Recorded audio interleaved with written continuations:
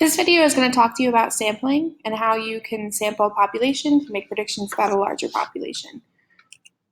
So these notes we've already taken on our note sheets, but just to review, sampling is used to make predictions about a large group of people.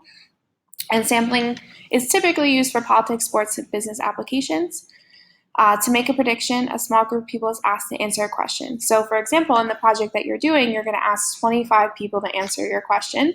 And then you're going to use that to make a prediction about the larger population at PCTI. So you're going to use that small sample to accurately make a guess about how many people in the large group would answer the same way. So that's what sampling is. Now we're going to get into how you can actually use your sample sizes to make a prediction. So the best way to do this is by setting up a proportion. So you've seen proportions before. They're used to compare two equivalent values. So on the bottom of your second proportion is always the total population. So that's the population you want to make a prediction on. And again, the group we are predicting for. So you do want to write this down on your note sheet so that you have it for the project. That's, again, the total population is the group we are predicting for. And then the top of that, the bottom of the other fraction is the total sample size. So if we're going to use the example of our project, the total sample size that you're asking is going to be 25 for the people that you are asking your question to. The total population is going to be the number of people that go to PCTI. So we're going to use the number 3,300. But again, those are the bottom of the fractions. They're always totals. One is the total of the sample size. The other is the total population. The total sample size will always be the smaller one. Then the next thing on the top of this fraction is going to be the number of people who answered yes to your question. So for example, if your question on your project was, do you like dogs? And 13 out of 25 said yes, the number of people that said yes, which is 13, is going to go on top, and our sample size is on the bottom. And then for the other fraction, this is going to be what we're looking for. So this is the prediction we're making. And if you remember from algebra, when we don't know a value, we use x in its place. And x is going to be our prediction. So when we solve for x, we find out how many in the large population we think would answer yes to our question. So at this point, you want to make sure that all of this is written down on your note sheet so you have it for further reference. Okay, so if we look at an example, it says in a community of 64,000 people, 84 out of 1,200 randomly selected people responded they prefer sports cars to motorcycles. How many people in the community can be expected to prefer sports cars? So if we look at it, we're trying to predict how many people in 64,000 would prefer sports cars when we've asked 1,200 and 840 said yes. So if we look from the setup in the last slide, we know that the total population goes in our second proportion, or our second fraction. So that's going to be 64,000. Again, the biggest number usually goes in the bottom of this fraction because the total population will be the biggest number that you have. Then the next thing that you need to figure out is how much is in your sample size. So how many people did you randomly select and ask this question? So in this case, that's 1,200 because it's out of 1,200. So that infers that we asked that many people. So that goes on the bottom of your first fraction. And then we think about how many people said yes to this question. So the people that said yes, that they prefer sports cars, is 840. Another way to remember this is that 840 out of 1,200 literally means the fraction 840 over 1,200. So if that helps you set this up, you can also use that as well. And then the value that we're looking for is how many expect to prefer sports cars in the total population. We don't know that, so that becomes our prediction, which is x.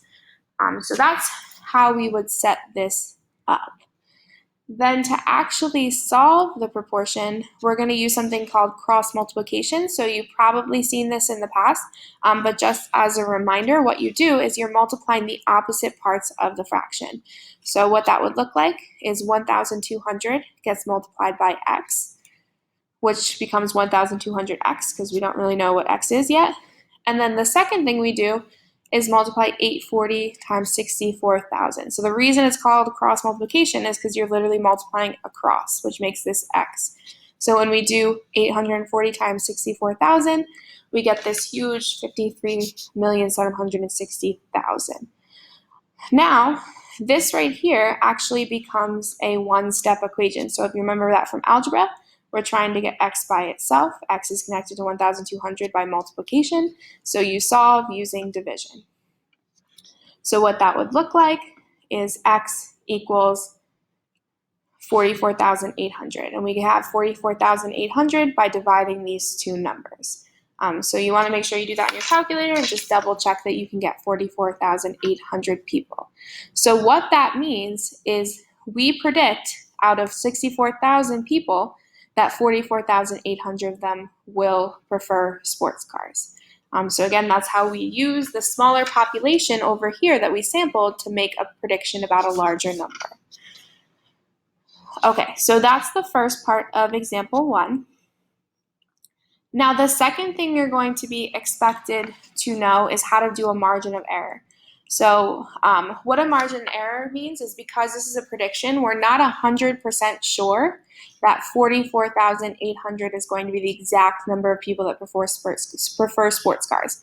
So what we do is create an interval where we think it's going to be between. So it's not an exact number, but we were saying like we think between this number is going to be accurate. So in order to calculate the margin of error, the first thing that we're going to do is convert the percent to a decimal. So they'll give you what they want you to calculate in form of percent, and you're going to convert that to a decimal. So we'll see that that looks like in a second. But when you convert to a decimal, you're really just moving the decimal places to places to the left. So again, we'll look at that in a second. The next step is we're going to multiply the decimal by the total population. So the total population they give you in the problem, you're going to multiply that by the decimal. Then the last thing you're going to do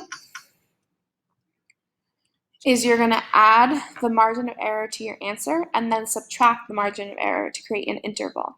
So again, we're going to look at this in a second, but really the idea is we're finding out how far we think we're off, and then we add and subtract to create an interval. So if we look at this in terms of the first problem, it says estimate an interval for the number of people that prefer sports cars if their survey has a margin of error of 4%. So like I said, they give you that as a percent.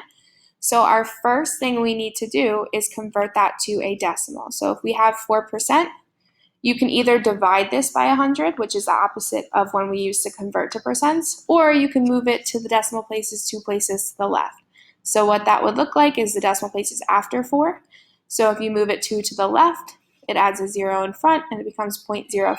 But again, you could have gotten this by dividing 4% by 100, and it would have also given you 0.04. Then our next step is to take 0.04 and multiply it by the total population. So we have the total population from the original question. So we're going to take 0.04 and multiply it by 64,000. And again, 64,000 was our total population from the first part of the question. When we get that, we're going to get 2,560. So what that means is this is our margin of error, and we think that we're going to be off with our prediction by about 2,560 people. We don't know if our prediction is going to be lower or higher.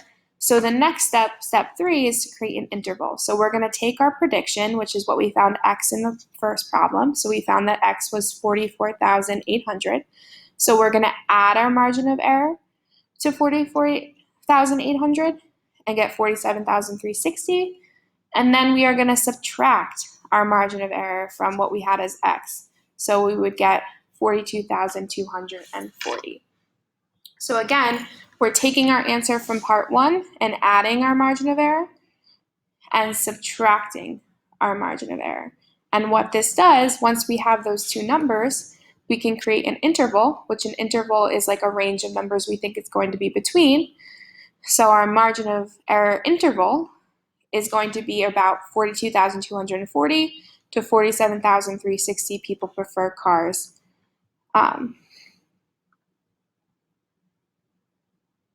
Prefer sports cars. So again, overall, what we did was we found x, then we found our margin of error, and then we created our interval using those numbers.